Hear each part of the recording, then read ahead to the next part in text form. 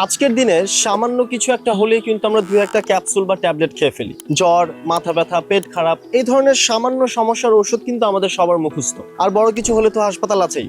কিন্তু এই modern medicine কিন্তু আবিষ্কৃত হয়েছে মাত্র 175 বছর আগে। খুব বেশি একটা সময় কিন্তু না। এর আগে নিজেদের রোগ নিরাময়ের জন্য মানুষ কিন্তু প্রকৃতির উপরে নির্ভরশীল ছিল, কিন্তু এখন পর্যন্ত মেডিকেল সায়েন্স কিন্তু অনেক রোগেরই ঔষধ বের করতে পারেনি। এর মধ্যে একটি হয়েছে ফ্যাটি লিভার ডিজিজ।